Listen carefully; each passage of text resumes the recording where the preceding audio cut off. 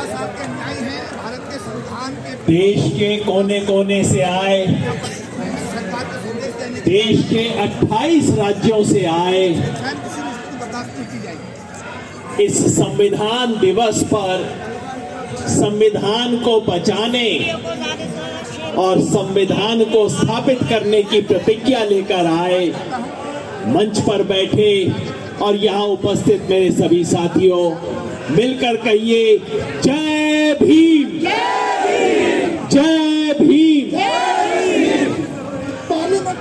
सबसे पहले तो मैं राष्ट्रीय बौद्ध महासभा और सामाजिक न्याय परिषद को बधाई देना चाहता हूं कि संविधान दिवस को आपने सड़क पे मनाया।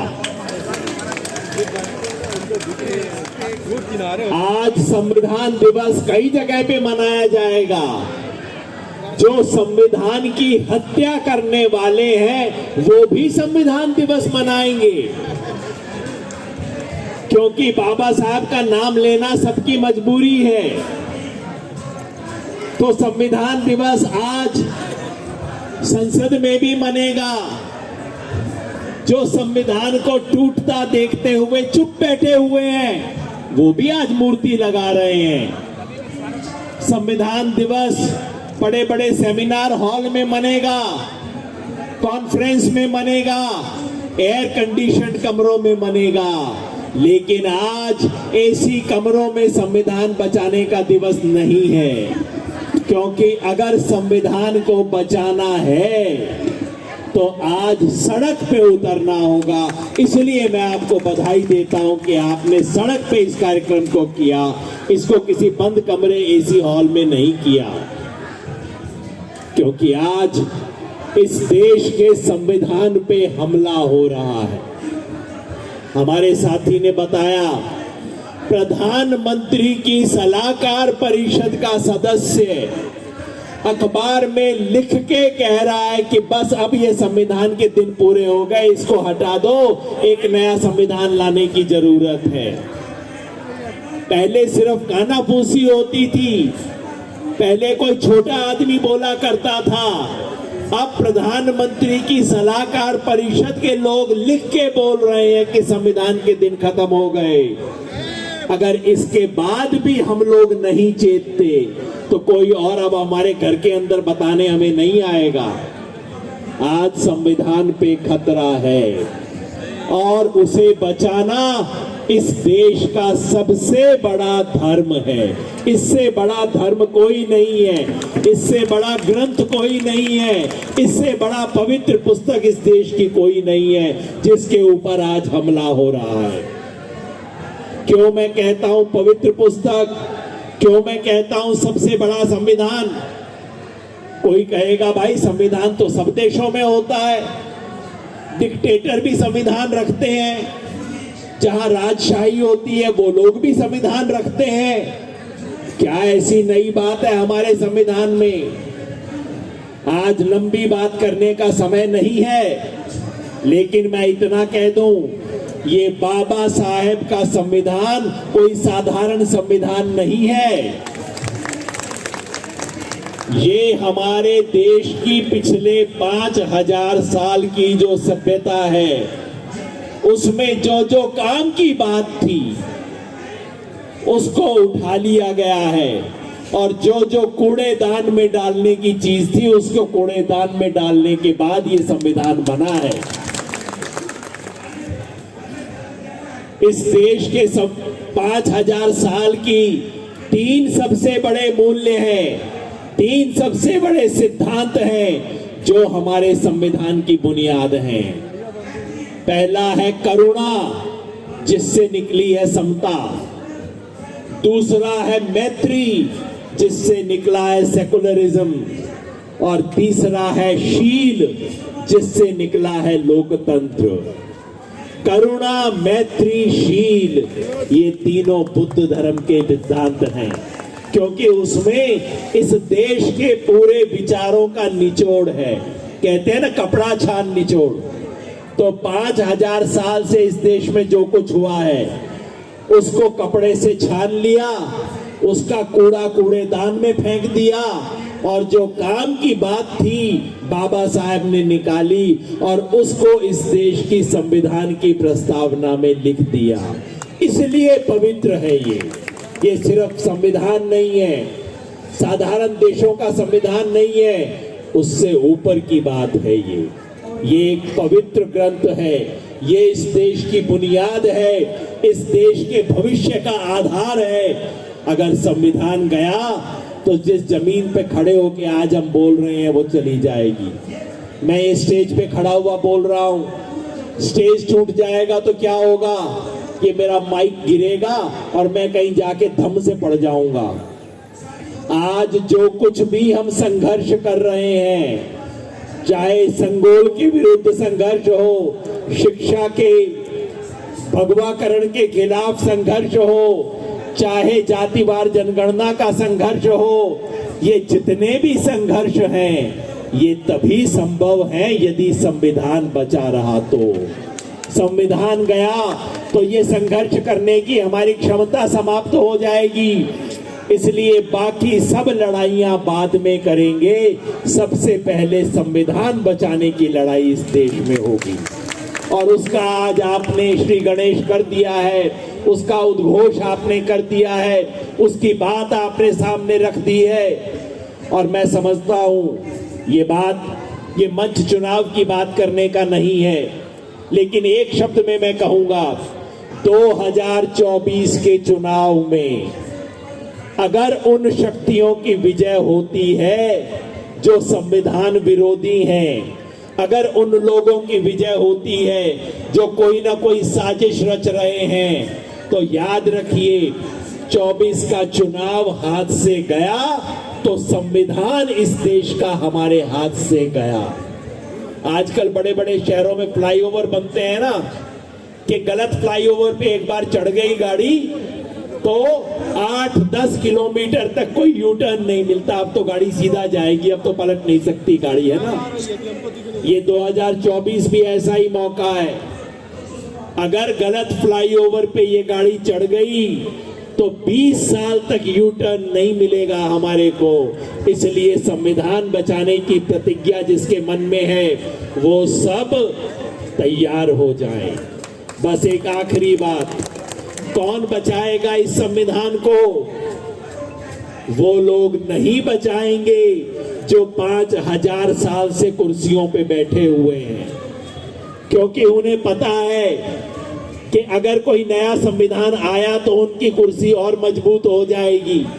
वो लोग नहीं बचाएंगे, वो संविधान दिवस पे आयोजन करेंगे लेकिन संविधान नहीं बचाएंगे। संविधान बचाने का काम किसे करना है? उसे जिसे 5000 साल तक इस देश में हाशिए पे रखा गया, सत्ता से बाहर रखा गया, शिक्षा से वंचित करके रखा गया, जिसको हर संस्कार से बाहर करके रखा गया, जिसको इस संविधान से आजादी मिली है, आज वो संविधान को बचाने का काम करेगा। और उसकी शुरुआत कैसे होगी? किसी भी चीज की शुरुआत कैसे होती है? अगर इस देश में जाति व्यवस्था नामक बीमारी का इलाज करना है तो इलाज कैसे होगा? डॉक्टर के पास आप जाते हैं, डॉक्टर क्या कहता है आजकल?